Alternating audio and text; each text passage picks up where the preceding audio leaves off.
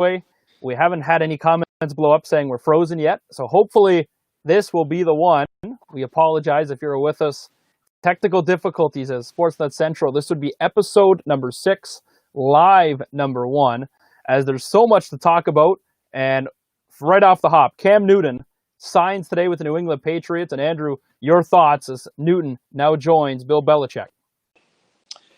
Oh yeah, it's fresh news. It happened not even an hour ago, and we're about to go live for the first time on our podcast. So it's nice to have something just fresh, crisp to talk about. 1-year deal for Cam Newton, $7 million. Not a huge number considering how much top quarterbacks are paid around the NFL, right? So I mean, he's got a lot to prove still. And but you know what? The New England Patriots kind of flipping the script quickly a little bit, not saying that Tom Brady will ever be replaceable. He is the GOAT, no matter what anybody says. And that's just a good pickup for New England. I'm interested to see how Cam Newton responds to this new challenge before him. Gina, are you shocked it's only 1 year? Like Andrew mentioned, $7 million, not the biggest number, of course. But are you shocked it's only 1 year for Cam Newton? No, not at all. That's basically what they were saying. I mean, coming off injuries and stuff, I'm kind of surprised it took this long. But then when they were saying that it could take, maybe till a good quarterback gets hurt and he doesn't sign until partway through the season or something. I think it makes sense for both sides right now. The uncertainty for sure of COVID and everything, they might not even get football started in time. So I think rather than waiting it out, he saw a good deal, good organization, took the money, and they'll go from there. Yeah, this is huge. I don't know. I don't think, like you mentioned, Andrew, Tom Brady is irreplaceable. That guy, he was the New England Patriots, hands down, in my opinion. That guy will go to Tampa Bay and do great things, no doubt. How do you think the New England Patriots do with Cam Newton if he is number one? This is uncertain right now, if he will be number one, Andrew. Well, it'll be certainly a shock if he doesn't. And again, he's got a big chip on his shoulder, I feel like. And he didn't handle the Super Bowl loss years ago to the Broncos very well. True. So that's the first thing that came to mind for me was how he handled that. And if you're going to be a leader, I can't say I know what it's like to lose in the Super Bowl. It's got to be, it's the biggest sporting event on earth, literally. And going into that, having high expectations, just the opposite end of the spectrum, losing that must be very, very difficult, in other words. But I have seen guys handle it differently. And even if they weren't happy, they didn't show it nearly as much as Cam Newton did. So I'm curious to see how he's matured as a player, and he's going to earn a bigger contract with the New England Patriots based on the way he plays this year, if he does start and if he does well. Kev, what about, you think Cam Newton, he goes into New England. New England, of course, Gronk leaves, Tom Brady leaves. Does Cam Newton have shoes to fill? Like, obviously, New England is a championship team. They want to win. But if you're Cam Newton, you're going in replacing Tom Brady. How do you handle that pressure in game one? I think at the end of the day, you're just never going to replace Tom Brady. And if you go in with the mindset that you're going to try to replace Tom Brady, it's not going to happen. So with that mindset, you're already going to be behind the 8 ball. It's not worth it. Just go in. It's a fresh start for Cam. It's a new era for the New England Patriots. And we'll just see what happens. We got some comments already in the chat here. Ange P saying the Dolphins are going to take the division either way. Oh, and Brian Workman commenting that the Eagles are going to win anyway, so it doesn't matter. Well, I'm glad we're live. That I have to say that is huge that we're live, and fans are commenting. We love all the comments, questions, of course. Follow us, subscribe on YouTube. We're live, Facebook, Twitter, YouTube, everywhere right now. So make sure you can click the like button, subscribe to us, and stay up to date with everything Sportsnut Central. From the gridiron to the rink, obviously there's a lot of people that noticed the Calgary Flames, of course, Jerome McGinley going to the Hall of Fame, Marian Hossa, so many big names this year. Kevin, I'll start with you. Your lock that you were shocked maybe, or your guy that you knew that he was going to the Hall of Fame? What's your reaction with the players and the staff going into the Hall this year? Jerome McGinley had to be the go-to guy. The guy was just everything for that organization. He went around and just his leadership and everything. I think the one surprise is still Alexander McGillney not getting in. I thought for sure this was was going to be the year. I know other people have commented they thought Daniel Alfredson deserved it finally. I was listening to NHL Network Radio today, and they were talking about the backlash they're getting for Theo Fleury still not being in. I mean, there's all kinds of good guys that are just going to have to keep waiting it out, unfortunately, but Iggy was a shoo-in by far in my eyes. Well, Iggy actually you mentioned Theo Fleury, and Iggy commented on that the exact comment, saying he was shocked he went in before Theo Fleury, but Iggy was a guy that put a team, just like Kiprusoff for the Flames. Obviously, I'm a huge Flames fan. Put that team on his back. But the favorite, Iginla moment I have is the golden goal, the assist for Sidney Crosby, Vancouver. I mean, Iggy. Yes, thank you very much. I mean, that call right there, it'll stick in my memory forever, and that's why I'll always be an Iginla fan wherever he ended up. Right, he went all around pretty much the NHL to finish off his career, but the Flames, of course, we have a great ceremony for him and celebrate number 12 the right way. But for you, Andrew, what are your thoughts on the Hall this year, even though NHL shortened because of COVID? Well, for me, I really liked Kim St. Pierre getting in. That was really cool. First female goaltender ever inducted into the Hall of Fame. Just an amazing story. I mean, like you talk about Haley Wickenheiser going in last year. But seeing the first female goalie come in, because I mean, goalie is one of either the first positions you want to play or the last, if you will. And I think that her going in was a big deal. She was so excited. Listened to her on TSN Radio Montreal, which I listened to quite a bit, and how excited she was, how proud she was to have her family to do this in front of, and eventually do the ceremony in person with the others. Just amazing to hear her story, and obviously seeing her win gold medals with Team Canada over the years, and just a big movement happening right now in women's hockey, right? I mean, we had this on episode 3 with the Nurse family, how big of a thing this is for women's hockey. It's huge. It's huge for a female goalie to get in. So I loved seeing that. So she would probably be my favorite story of it so far. Obviously love Iggy. How do you not love Iggy? Especially when it comes to Team Canada. We can't be divided on Team Canada. So we're all cheering for the same team when the Olympics are on, right? So I love that part of hockey so much, and that's why I miss the men's being in it, and hopefully we get back in. But, back to the Hall there. I think Will Gilney will get his time. Theo Fleury will get his time. Unfortunately, they're just going to have to wait longer, and there's no real good answer for it. There's no real, the timing is never going to be perfect, right? But, I mean, with the societal issues that are going on, with the things that Theo Fleury has gone through specifically, we're going to lead into, the junior hockey talk and the awful story that's come out recently there. But, these guys and girls will get their time, and unfortunately, sometimes we just don't always it's just not always going to happen in the right time that we want it to. So I loved Ken Holland's story, though. Ken Holland was another great one. A guy that, by the way, is leading your Edmonton Oilers, not you guys, but whoever the Oilers fans are out there, you better be beyond thankful that gentleman is helping to build around Connor McDavid and Leon Draisaitl in that organization, because that guy knows how to win, my friends. And I'm not going to be surprised to see Edmonton be the next Canadian team lift the cup. That's where I'll leave that. Well, obviously, big NHL news with the NHL draft, and we'll talk the draft lottery. And Kev, I'll start with you. Yay or nay on how the NHL handled this Phase 1, Phase 2 format? Obviously, the St. Louis Blues don't really have a chance to get Lafreniere, but, I mean, I do, and so does Andrew with the Montreal Canadiens. Your thoughts, yay or nay on how they handled it?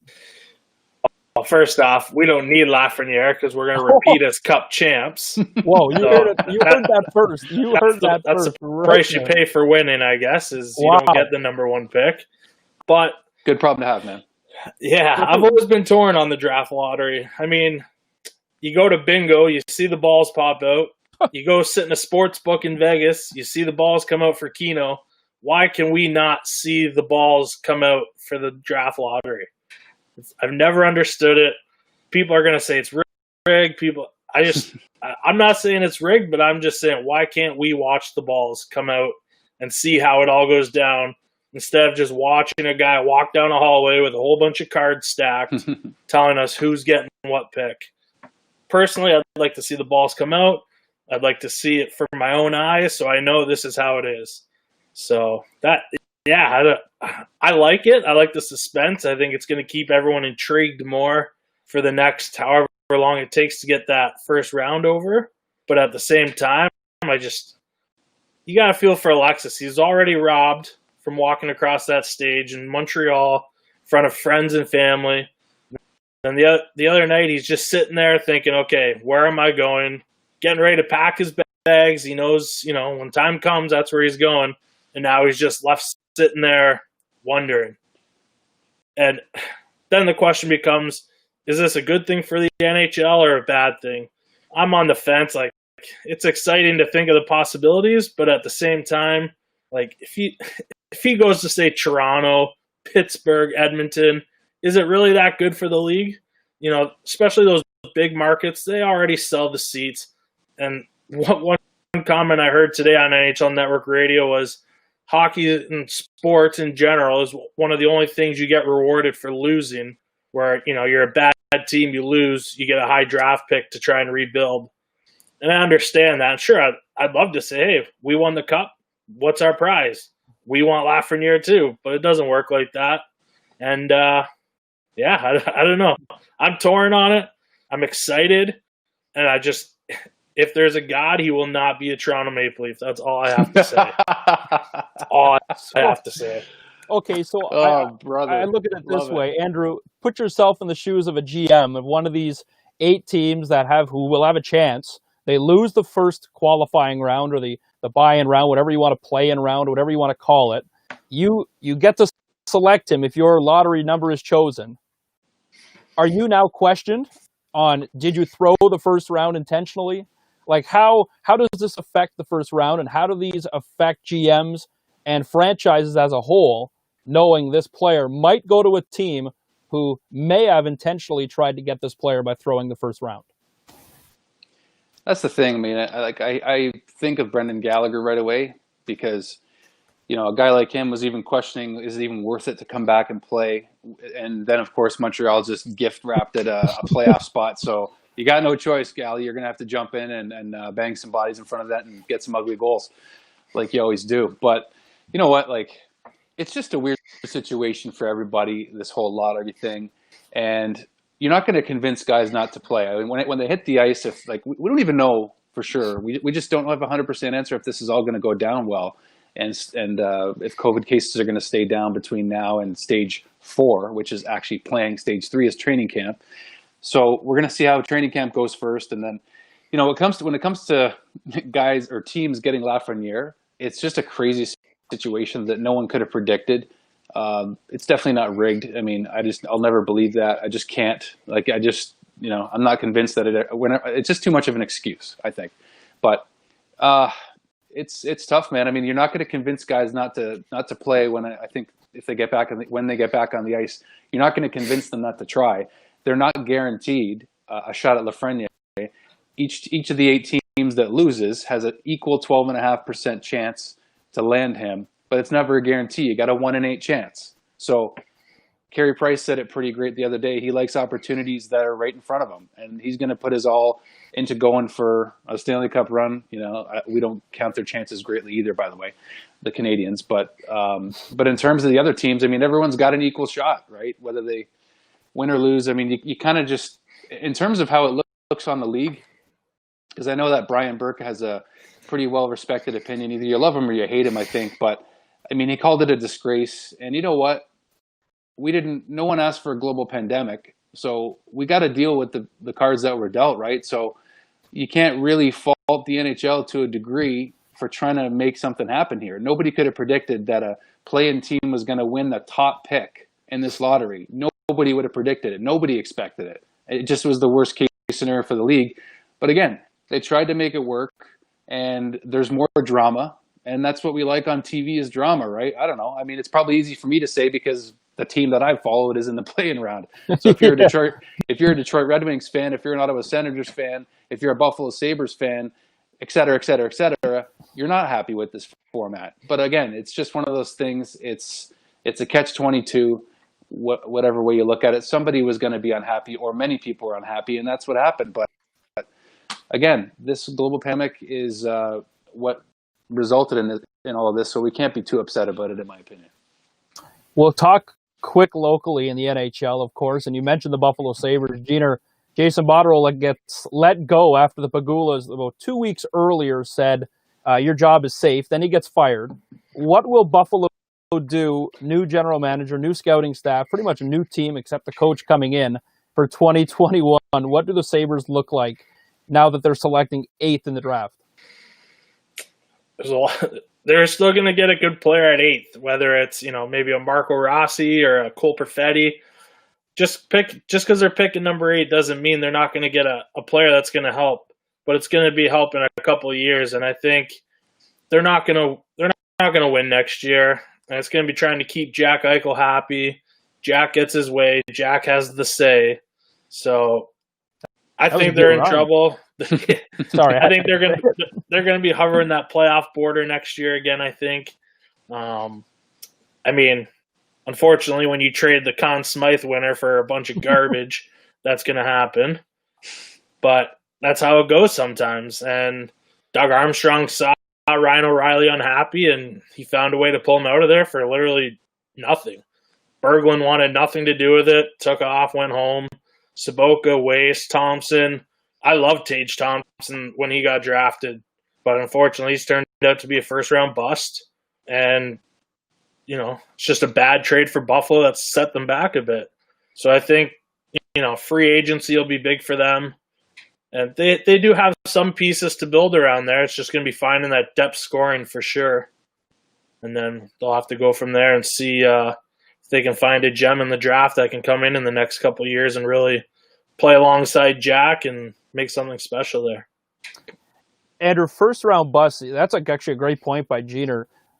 Alexis Lafreniere obviously is not guaranteed the number 1 spot. It's pretty in the media that he will go number 1. But will this be a year where draft picks might be a bust with, obviously, they lost half of their junior year with the COVID pandemic happening, and now they might lose some of their first NHL year. Will there be a lot more busts, you think, in the first round? Based on the projections I've seen in at least the top 10, it's hard to see many of these guys as a bust. There's a lot of talent. It's one of the deepest talent pools, or draft pools, we should say, in many years, as you've heard many experts say. I mean, if you look at the Ottawa Senators being disappointed, they're going to get 2 picks in the top 5, and they are not going to miss on either of those. Their rebuilding plan is not going to be set back. It's going to be set forward. Marco Rossi led the OHL in points this year, 120 points in 61 games. Ridiculous. But, he could go number 5 with Ottawa. There's so many variables in this draft. They're gonna get a really good defenseman in is it Teasdale? I might be saying his name wrong. Drysdale. Drysdale. But at number, but there's somebody else. Sanderson's another defenseman. Yeah, but after Stützle. That's it. Stützle. So he is like the best skater in this draft, and he could go at number 3 for the Ottawa Senators to help rebuild their back end, as they already have started to after Carlson's departure. And then you got the option of possibly Cole Perfetti, possibly Marco Rossi, possibly Teasdale. You got a lot of options, and this I don't see any first round busts, to be honest with you. At least not in the top 10, maybe even as far as 15 or 20. I just don't see how teams are gonna miss at least in that 10 to 15 range. So making a splash in the news, Gene, obviously the CHL under a lot of hot water right now. Just before we go there, let's just go to the comments are building up here. I love it. So we have Sean Wilson proclaiming me as a first ballot Hall of Famer for BHI. We have I second that. We have Curtis Person and Jordan Henderson not happy with your jersey. Well, I don't care. I'm sorry. This is a Hall of Famer right here. Brian Workman has agreed with me that he thinks the draft may be rigged, but he's disagreed and said that the Blues also suck. Our friends over at the Paulie and Jer podcast thought this was going to be an unbiased opinion pod, and have also said that Buffalo is the laughing stock of the NHL. Oh, wow. Ange Perry has chimed in again and said that I will have a heart attack if Lafreniere goes to the Leafs, which she's probably not wrong. And Dylan Riddle has also agreed that he thinks Laughs to the Leafs. No, I don't see that. Not a chance, but you never know. We have a nice Sabre fan here, Anthony Garver, showing his love for the Sabres as everyone just bashes them saying that they love that they'll never succeed and how they're the laughing stock. I wanted first. I have to put up my hand and say I was calling for a Lafreniere. How do you say his name anymore? I don't know. I was calling for an Eichel Lafreniere duo to be formed. I wanted that more than anything, and I've historically followed the Montreal Canadiens. So also referencing that biased comment, we understand because all of our fan bias is just on display. We're biased, okay? We're allowed to be fans. Hey, you got to bleed your colors. I'm sorry, you have to. And we also have we have yeah. one trade rumor as well. Wow. That the Buffalo Sabres will trade Rasmus Ristolainen to the Toronto Maple Leafs for Alex Kerfoot and Janssen. I can't remember his first name off the top of my head. But that's a false. Not enough of a return for Buffalo. Yeah, that's a bad rumor. That's a bad trade proposal. Not a good enough return. I mean, Buffalo did trade Ryan O'Reilly for garbage, but new management, it's not going to happen. So just Leaf fans trying to throw their weight around here on the poor old lowly Sabres, but we're not having any of it. You know what? Move along. As far as the bias or the bias goes, how about I take down my flag? You guys good with that? The flag. How's that? All right. Wayne Gretzky. We'll talk about him maybe. How about that's my new background? Yeah. Hockey's greatest photos of all time. Oh, we could just get into a big debate there. NASCAR removing flags, but I won't even go there. That will be a long. Right now. That will be a long conversation.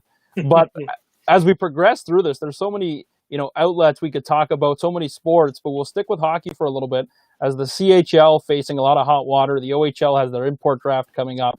We'll talk local. And Andrew, I'll start with you. You cover the Ice Dogs a little bit.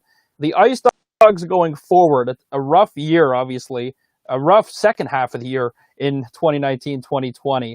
What do they look to build on going into 2021 here in the region? Well, what they have to build on is starting with number 2 overall pick, Pano Fimis, who the Ice Dogs have never historically drafted this high in their history. The highest pick they've ever had in the OHL entry draft was Philip Tomasino at number 5. So who's now going to be ideally going to make the Nashville Predators in the next couple of years. But also, again, the Ice Dogs added quite a bit at the entry draft this year on the back end with Alec Leonard, number 2, with, again, Pano Fimis, who Joey Berg, general manager of the Ice Dogs, calls him a franchise-changing player. Those are big words. So they've got a lot of promises to fulfill, but the Ice Dogs did very well at that draft and have a lot of reason to give fans optimism going into the next few years. And this last half of the season was very hard, and the pain and the sting of that is gone, as Joey put it. And they got a lot better of a return for Akil Thomas than they thought because of COVID. And now they have an extension with Cam Butler. Now they're actually going to get another year out of him. But that team has a lot to look forward to, at least so far, and it's not even over yet. You got the import draft on Tuesday. They've already got a couple of players targeted, and there's a lot to look forward to for the Ice Dogs. As far as they have said, we haven't seen any results yet, so we can't be too biased on that front, but it does sound like this is the most optimistic that the Ice Dogs have been since they've arrived in Niagara 13 years ago. And what about Tucker Tiny? Do you think he makes a return? And obviously a very scary incident. Goaltending-wise, the Ice Dogs struggled pretty much ever since he left, and the whole team went downhill when they traded away the top 5 guys. But Tucker Tynan, your thoughts? Does he return, and does he return healthy, strong, and well? The team's certainly optimistic that he will, and the good news lately is that he is scheduled to make a full recovery. He's in a good place right now in his rehab process, so they don't know, and nobody knows when the CHL season is going to resume, if it's even going to be this year. I've heard rumors of 2021. So, but in terms of Tucker's health specifically, he's doing a lot better. What a scary incident it was back in December, and thank goodness he was okay. The Ice Dogs staff did an unbelievable job in helping to save that young man's life, and that's a fact. As well as the London Knights staff too. And the London Knights staff, yes, absolutely. They have to be given a lot of credit as well. But Tucker Tynan is going to make a full recovery. He's a warrior. They've said nothing but just that, is that he has got the spirit of a lion, if you will. He's just a kid that for this to happen to him, they aren't surprised at how he is responding to that horrific injury and how he cannot wait to get back on the ice. I saw flashes of his brilliance in December at the Teddy Bear Toss game when Akil Thomas scored his last career goal as an Ice Dog to win that game. But in that game against the Sarnia Sting, Tucker Tynan had some brilliant saves. I got one of the only times I think I got out of my seat was a glove save from Tucker Tynan that he made in that game, and there was like 6 or 7 Ice Dogs goals. So I can't wait to see him back on the ice. It's going to be a heck of a reception at the Meridian Center in St. Catharines, just for that alone. But again, the direction of the team as a whole is looking great, and they obviously can't wait to welcome back Tucker Tynan to be the number one guy. It's going to be a heck of a night when he comes back. Yeah, Kev, I mean, there's so many sports to talk about, and we don't have all the night in the world, I guess, to talk. But we jump again because, Sportsnut Central, we love to cover all the sports and cover all angles with sports going on in the world. The MLB, when we first started our first podcast, our episode 1, we both agreed, and Andrew, I believe you agreed as well, the MLB probably would not play this year with all the owners and players fighting and how it was going to come down. And now it's looking like they're going to play. They reached that 60-game agreement. Your thoughts on what the MLB looks like? Obviously, the COVID has to go away and they have to be given the green light, but what does MLB look like for 2020 if there is a season? Very, very different than usual. It's funny. Brian Barnes, big fan of the show. Oh, we were having this discussion before. Everything like, the pitching rotation. Do they go down to 4? Do they limit innings? There's just going to be so many questions of, the rosters are obviously bigger. They're carrying more guys in case of COVID and everything like that. No minor league ball pretty much. So there's going to be guys that show up that, they may earn a spot on that starting lineup on opening day that, non-COVID, they probably weren't even considered. But with the extended rosters, they're in camp trying to prove themselves. Who knows? As a Cardinals fan, I'm ecstatic about the way they've laid the schedule out and that we get to play that Central Division of the AL. Then you look at the Jays, as if their division's not tough enough. Then they got to play Washington and Philadelphia and the Mets. And, oh, boy, it might be a long season if you're a Jays fan, that's for sure. I mean, I'm optimistic. I was talking to Barnesy about it, and I optimistically said the Jays sub 40 wins, but I was giving them 39. Somehow, this 60-game miracle season for the Jays, they're going to have an unreal run somehow. But you're right. The schedule is impossible if you're a Jays fan. You're going 10 against the Yankees, 10 against the Sox, and you're playing the Rays 10 times. It seems like they're almost making a season out of nothing just to play baseball at this point. Is this good or bad for the MLB, Andrew, in your opinion? I got to think their hand was forced in some way to come to an agreement. It was like, all right, this is like the worst PR we can imagine right now with us being the only ones sitting out of this whole return to play thing out of the 4 major sports, not including football because obviously that's a later start date and we'll see how that goes ahead. But yeah, you got to wonder how it all happened so quickly, right? Because we're all talking about no baseball. The commissioner comes out and says, well, first of all, he changed his mind. He said that, we're going to do everything we can possible to get baseball back. Maybe a week and a half, 2 weeks later, the PA chimes in and then he says, oh, nope, it's pretty dire right now, the way things are looking. And then all of a sudden we have a deal in place days later. So I think they had to save some face for themselves and realize, we got to make something work or we could be looking at worse things for ourselves in the future. I don't know. I mean, there's so much money thrown around in sports. You have to think, like, would they really have cared if there was no baseball, just sitting back on their millions? But at the end of the day, they are human beings. And you have to think some of these guys have a heart, for gosh sakes, and had to, save face and get some baseball on the field. But it did seem like a bit of a desperate move for sure. I mean, based on the way the other negotiations have gone in other leagues like the NBA and the NHL, it hasn't looked as dire as it has with the MLB. But it's good to see that they finally got their crap together. Maybe they listened to Sid Six Arrows rant too on Tim and Sid when he just said, it was amazing. Figure it out. Yep. They did finally. I think Curtis Dupuis and Brian Barnes hit the nail on the head as well, saying MLB, that's when money talks. Broadcast deals way too high. And I think that's a good point is, those broadcast deals with all the money involved, no season, no money, like that had a huge implication on whether it was 60 games, 80 games. There was definitely going to be some sort of baseball if the health provided was able to go just on those deals alone. And it's the same with hockey, right? There's a reason that they're really forced in the playoffs here is it's all about the money. And at the end of the day, they have deals in place and they got money to make, and that's how it goes. It's still a business, right? Yeah, I mean, absolutely. Everyone either makes money or everyone loses money. I think they chose to make money by the sounds of it. Well, we also got Go ahead, Spence.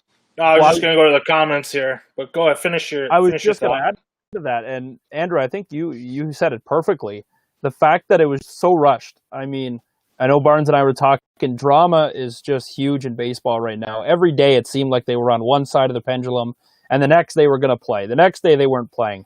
But how they just came to this agreement so fast, I don't know. And if this will actually go on, of course, COVID has to calm down. And right now in the States, it's just a nightmare, especially if you're in the South with Florida, Texas, Arizona, anywhere near there. I don't see how they will be anywhere close to playing a ball game, but it's crazy how this happened for baseball and what baseball will look like going forward. I do know, though, Ryan Barnes, a huge Houston Astros fan, I will still be booing Houston. I can't even talk now. I will be booing the moment they take the field. I don't care. While banging your trash can. Exactly. Yeah, they're not getting away with this. They are not letting COVID, get away with them ruining the 2019 championship series. But at the end of it, I don't know. Baseball to me is a crazy scenario right now, and I don't know what happens. Poor Brian Barnes, man, a good-hearted dude cheering for the Houston Astros has to be on that side of it, like just hand in the face emoji for that team, and it ain't his fault. It's not Barnesy's fault. But we gotta let Barnesy know he's a fan of the cheaters. Oh man. Just back to the comments here, quick. Just Barnesy laughing at Spencer. Yeah. A little hello from Michael Bertone and Emma. So hello to them. Thanks for tuning in. Brian Barnes has now also brought up he wants to talk about the other cheaters, the New York Yankees, but I think we'll save that for another day. We'll get Barnes' take on it first. Have to have him on the podcast because we got to bring on Brian Barnes. We might have to have a guest appearance. We'll have to have a call-in show where we can have our guests call in and give us their thoughts, and then we can just break it down. How don't worry about the Yankees. You're a cheater fan, and that's it. Don't take your cheating out on other teams. You like cheaters. Houston Astros cheated. Bang that trash can. Done. Only if he wears his referee shirt, he can come on. That's right. Yeah, he can blow the whistle if we go offside here. Yeah, we need him to keep us in line because it's going to get out of hand at some point. And he has said that when Houston wins it again, he will come on to celebrate. And we will provide. And I'm saying we will provide the trash can for him to bang on when they cheat again. Amazing. Oh man! And everything comes around. Curtis Dupuis here. Spence wants to know your thoughts on the decision made by the CEBL for hosting their little tournament in St. Catharines, Ontario, coming up next month. You know what? I was going there because I was sliding into the NBA next to finish things off. The CEBL, if you don't know, of course, the Niagara River Lions, a part of that, the ownership of the River Lions, Richard Petco, the commissioner, I believe, or owner of that league, decided they just came out and said they will be the first professional league to play sports in Canada back in 2020. The River Lions at the Meridian Center hosting their 26-day, I believe, 28-day championship summer series, they're calling it, where all the teams will come in and play for the championship of the CEBL. CBC, of course, getting involved with that. They're going to broadcast some of the games. I believe they announced 7 televised games with the rest going on their cbcsports.ca. Personally, I was speaking with Ryan Harrison, the owner of the Jackfish, about this, and we couldn't believe as a league, like an ownership group of the league, why they would do this, only if, you're in it to make a little bit of money because they've announced it'll be free to watch online, no ticket sales because fans aren't allowed to go into the games, but yet they are paying an arm and a leg, millions of dollars to host this. How does this be beneficial for the league at all, other than saying you're the only league playing right now? I personally don't see how this is financially beneficial at all, other than, you know what, yeah, you're playing. You're right. You are the only people playing. But as a sports fan, are we tuning in to watch a River Lions game? They might be playing at 11 a.m. on a Wednesday afternoon online in the middle of July, remember. I mean, this is tough. I don't know. I'm a sports fan, yes, but it's tough to get a league like that who's, it's a sustainable league. It's got a little bit of growth, but I don't know if that's the right decision. It's just my opinion. I obviously love sports. I want to see them back as much as possible. For the region of Niagara and St. Catharines, this is amazing because this will bring a lot of money this way. But as a league itself, I personally think this might sink the CEBL. Yeah, I worked at the Meridian Center the last 3 years, and for 2 seasons, we had full season of the Niagara River Lions, which was from November till March or April. Just last summer, 2019, we went down to 10 games from May to August. So buzz isn't huge for that team, although the quality of basketball is still very good. Rod Mahood, the announcer of the Ice Dogs, still announces the games from courtside, makes it as entertaining as he can, does a phenomenal job. And even the team, they've done everything they can to keep this league and this team afloat. So it doesn't surprise me that they've tried to, put themselves up there in this.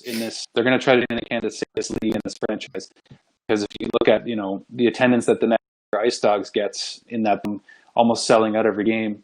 And then you got the Niagara River Lions maybe selling between 500 and 1,200 tickets a game, compared to 4,500 a game or 5,300. You know what I'm saying? Like there's not enough fanfare for the River Lions right now, and for the CEBL league, and there should be. The quality of basketball is fantastic, but you would have thought that the Raptors buzz and I think it brought a little bit of buzz back to basketball in the area last year. But again, you got to think they're just trying to save face at this point and just keep the team still alive while they still can. And this is an opportunity they saw to take that.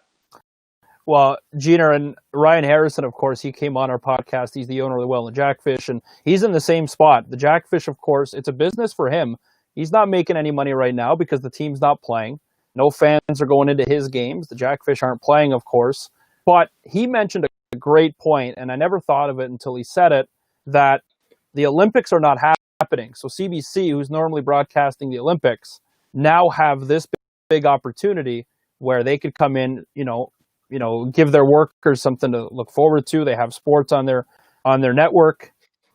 But is it big enough that it's going to, move the CEBL to the next level? I don't think so.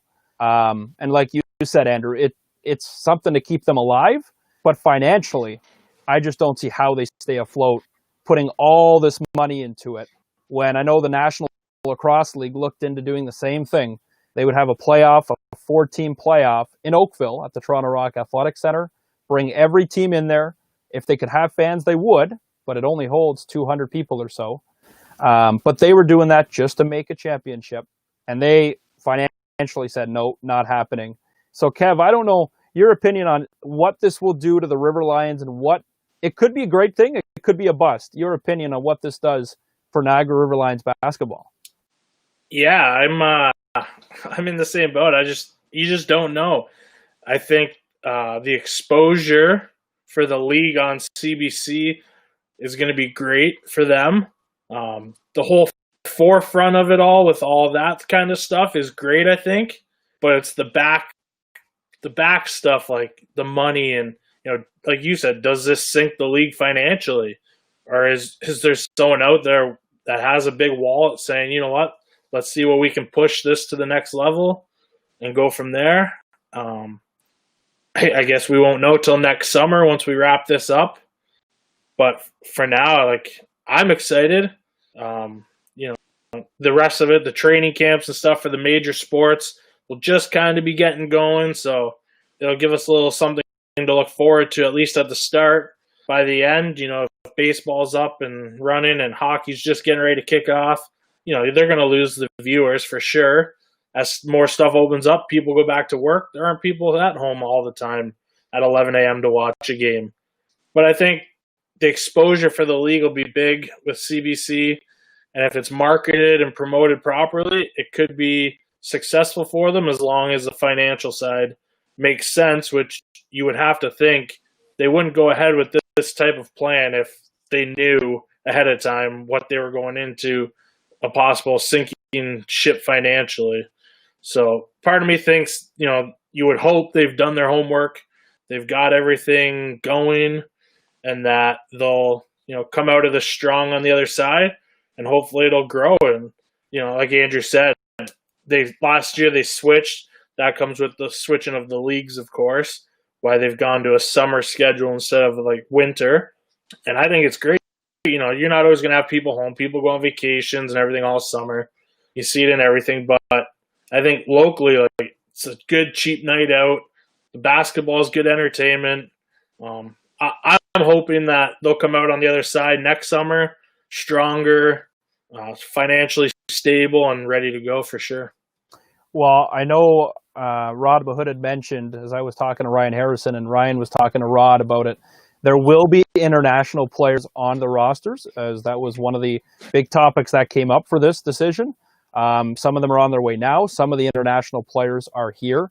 I believe each team is granted 3 international players in this league, and the rest are Canadian, as it is a Canadian elite basketball league. They tried to get all Canadian players. And that was the big debate. If there's no international talent coming in, as those are normally your big shooters and your stars, is this like an OUA game? Is it just a university game that'll be put on CBC just to keep the league afloat?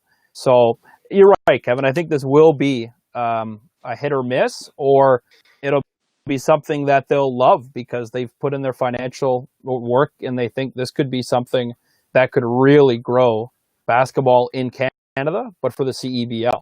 So, I mean, that's just my opinion on it. And I don't know where this goes. To clarify, though, also, if I can, just for a sec, sorry, Gina. The River Lions and the CEBL will be making some money from this TV deal with CBC, will they not? Because they'll be having to pay, CBC will be having to pay the league to broadcast the games. Is that how it works, or am I kind of getting that backwards here? I honestly don't know. This could be for the NHL. Yeah, kind of the same thing. Like they're going to reap money from NBC, Sportsnet, those two specifically I can think of. They're going to make money from the TV deals to broadcast the NHL games. So you would think that the CEBL is going to benefit from CBC broadcasting their games.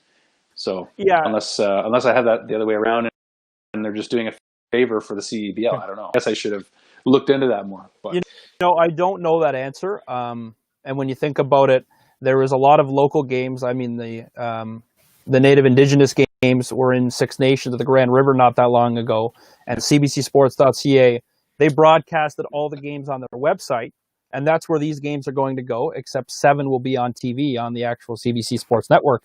But I don't think the actual games made any money off it, and I don't think CBC spent much money on it, if they spent any, because all they did was they took their feed and put it on their website. So this won't be on TV. The seven games. 7 of them. Or sorry, yeah, it will be. Yeah, that's why. So that was 7. So which will probably okay. be your bronze medal game, your semifinal games, your championship, and your playoff games. But the rest will just be online, where fans can go to the website and watch for free. So the league is making no money off of that. And if they're paying CBC to come in to shoot these televised games, I don't know what that deal and the numbers worked out there. But when I think television and I think CBC, that would have been the Olympic airtime. So it gives CBC something to put on the air, because it could be the only sport going, with it enclosed at the Meridian Center. They're staying in our hotels. The news release said everything will be closed to the public. The players will be away from the public. They'll be, pumping in millions of dollars to the economy through restaurants, hotels, travel, and tourism coming to, St. Catharines. But that's about it. So for the league itself, I don't think they're making any money off TV deal at all. That's just the way I see it. just back to your comment too there, Spencer, you're talking about the international players and such. There's just a comment here from Dakota DiCienzo, who I know, I believe it was last year at least, he was working with the River Lions, doing stuff with them, I believe through a school program. That's cool. Either way, he was working with the team for sure, and he's just said that it's going to be a maximum 3 international players on the roster. Okay. Yeah, that's what I thought. So, thanks for that, Dakota. Appreciate the information. Right. So it's Canadian talent, which is good. I mean, like I said, it's like an OUA game almost, because it's a lot of them are graduates or players that play in OUA who are trying to make it up, and that's a league that can, streamline them, whether they be with the Raptors 905 the year after, or they get a shot somewhere else, or they go play in Europe. It's crazy because that's what I thought it would be. It would be a OUA game in the summertime where a lot of fans might not really care because they have better things to do. They could be outside. They could be working if they're playing in the middle of the day. Anyways, before we wrap that up, I guess, and we wrap up our first ever live edition of Sportsnut Central, which is amazing to see. Before we wrap up, Brian Barnes has just commented again, kind of going backwards here to Montreal and everything. He's curious on Andrew's hopes and wishes for the future of Carey Price and wants to know if the Habs should seriously look at trading him to get the number 1 pick. Brian Barnes, newsflash, Montreal ain't beating Pittsburgh. Montreal might get that number 1 pick without trading Carey Price. But Andrew, he's asking your thoughts on it.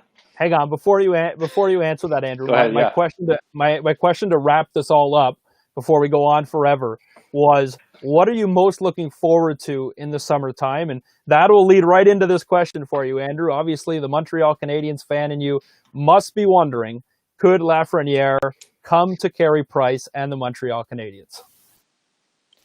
Well, I mean, when that draft lottery happened and they, as soon as Bill Daly said, one of the play-in teams is going to be moved up to the top 3, kind of was like, oh boy, this is about to get interesting. So, but they have a 12.5% chance if they lose to Pittsburgh, and they're going to have to go against 7 other teams.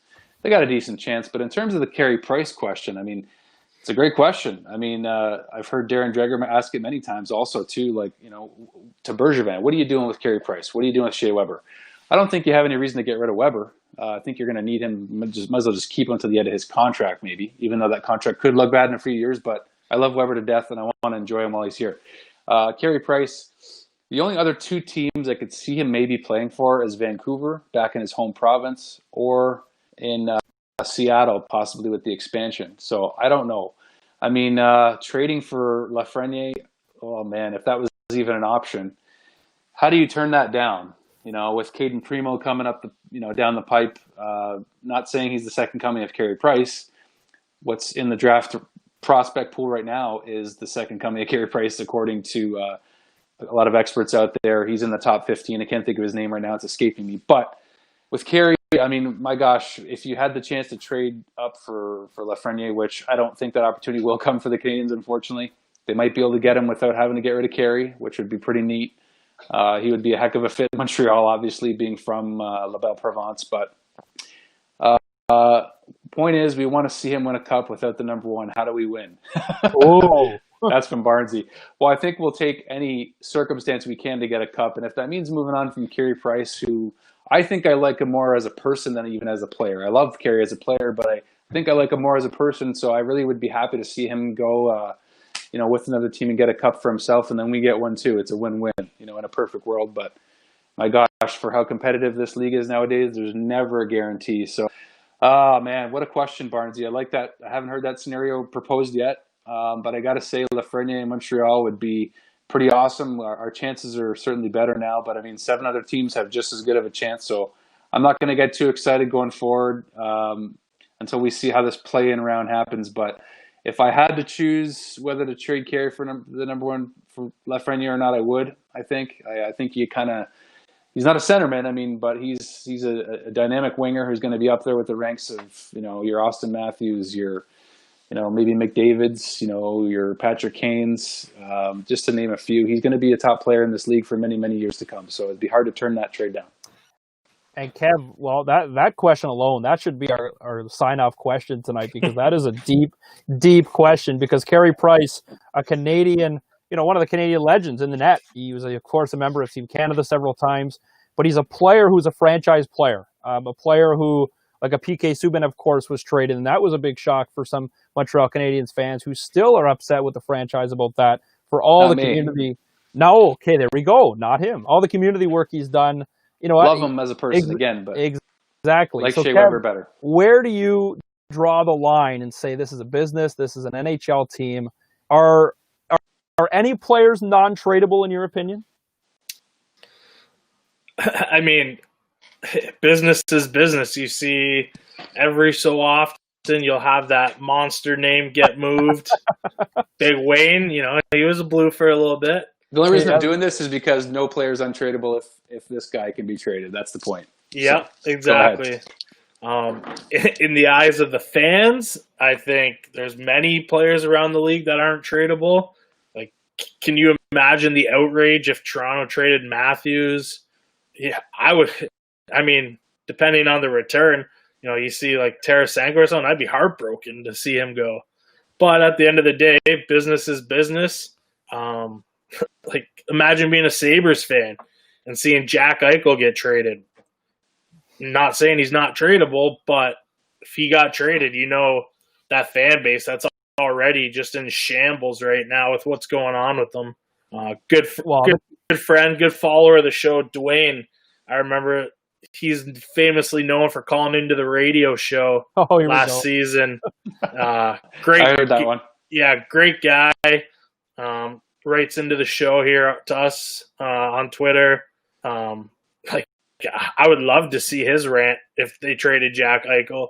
He might go right down to the arena and pick it. I was going to say he would burn the arena down. I mean, they need a new arena anyways. There was talk of it building one. Yeah, he would probably burn it, and the Bakulas would be opening up the wallet, saying we're either selling the franchise, which a lot of people would love right now, or we're building a new building. Well, and that's just it, right? Like I said, there's so many guys. Every team's got their top guys that the fan bases don't want to ever see go.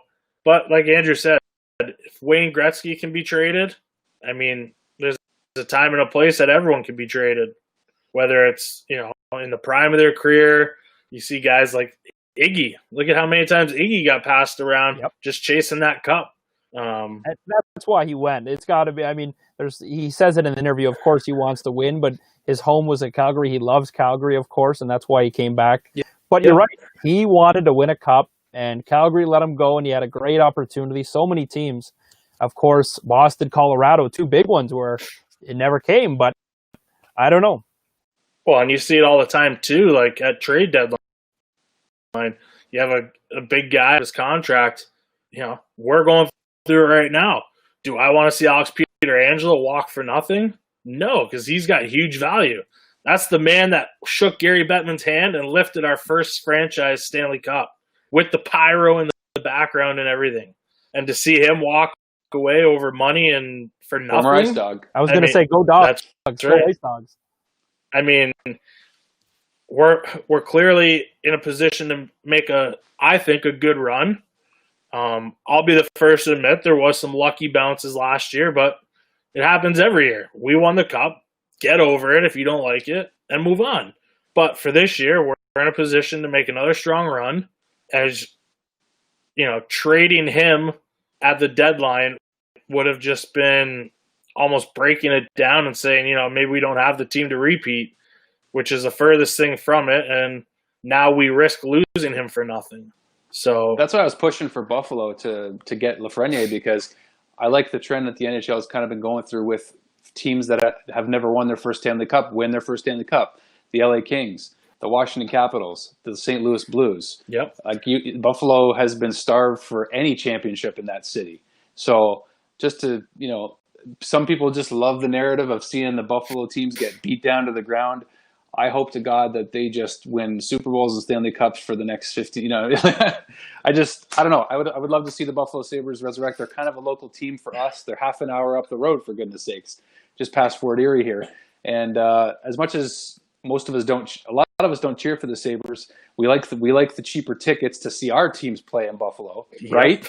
I know that's what y'all are saying over there. Yep. But I got to say, I would love to see some buzz coming out of that building again. You know, it hasn't been there since the Daniel Briere, Chris Drury era, Ryan Miller era, you know. But anyway, I think it'd be fun to see that team resurrect. And I think if you look at what the Leafs have gone through with their rebuild and how down the tubes they went, they rebuilt it the right way, and now they're on the uptrend. So Buffalo's got to do the same, hopefully. Team's got to go through the ringer, and that's why I do not feel sorry for the Detroit Red Wings whatsoever. 25 years making the Stanley Cup playoffs in a row. We do not feel sorry for you at all. At least I don't. A formal rival to St. Louis Blues. I love it. Well, I love watching them not get it. When I saw them come up at number 4, I loved it. Said, oh, that's too bad. I messaged a couple people that I knew and said, oh, I'm not sorry about your luck. And I moved on with a big smile on my face. 1 year of suffering, come on. Yeah. Well, that's nothing. If there's one thing try to take a from decade tonight, or multiple decades of suffering as a fan. Well, we have a comment here. Detroit. We have a comment here from friend of the show, Curtis Person, saying he also understands that feeling, referring to me talking about Peter Angelo, as he talks about, I'm sure he's referring to Johnny T saying, I'm going to where I wear pajamas from. Goodbye, Islanders. It's been fun, but I always had the Leafs on my jammies. That's what he's referring to. Sorry about your luck, CP. You don't have goaltending anyways. Well, we'll end it at that, but there's one, I think we can make a Facebook post that'll get us buzzing for sure. A lot of comments coming in and talk about it. Is the NHL, of course, what is going on with it? But is there a team that would make a big move for Alexis Lafreniere, the number 1 pick? And what are they willing to give up to get this player? And who is on the trading block, who is not? But it's been an hour and 20 minutes or so. It's been a great first live session. I mean, we could talk about this for hours. We could keep going. We've talked basketball. We talked baseball. We talked football with the huge Cam Newton signing. And, of course, hockey with Lafreniere in the draft lottery. So, Kev, your final thoughts on episode 1 on the air, live, face-to-face with the viewers. Yeah, this was great.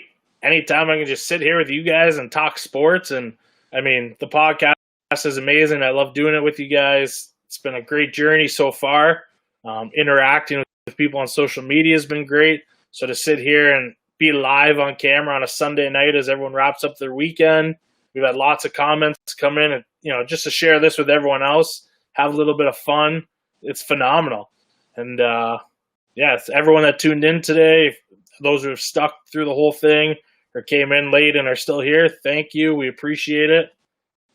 Subscribe to the YouTube channel. And, thank you.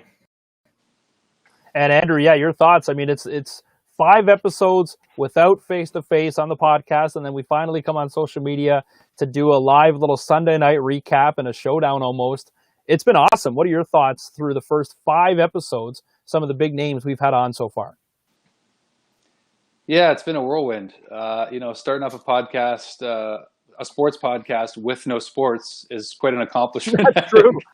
To begin with. So I think we should all be proud of that.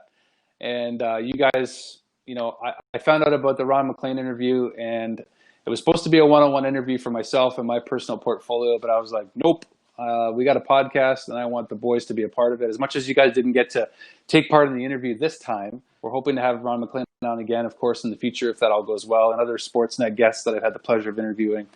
But that was a special one, no doubt about it. And I just can't wait to get you guys involved next time. And it was really fortunate to have him and other guests, of course, Ryan from Well and Jackfish, the lacrosse guys that came on. Everyone we had the pleasure to interview so far has been fantastic. The Nurse family, so we've been blessed, man, for the first 5 episodes. And we really appreciate, obviously, everybody tuning in, especially tonight live on a Sunday night late at this hour. All our families supporting us during this time. And I think we should make mention, we didn't get a chance to talk about it, but the CHL, and it's not a positive story. It's actually a very, very negative one, but we will get to it, talking about the lawsuits that's happening in the CHL with the abuse that players took over the years. And it would be a shame not to mention it, at least at some point tonight, just because of how despicable and awful it was. And I think COVID is really exposing a lot of societal issues, as we're seeing, right, across the sports world, our world, just period.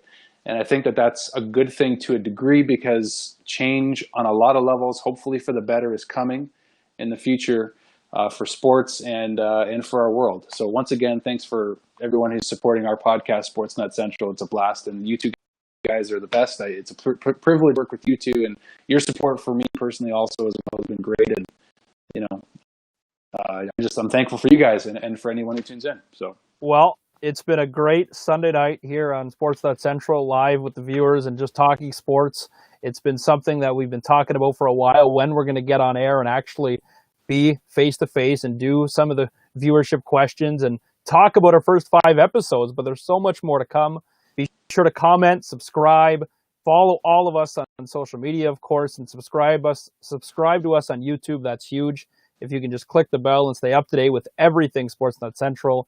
We'll be back. More podcasts coming, more of this coming, and be sure to stay up to date with everything sports right here on Sportsnut Central.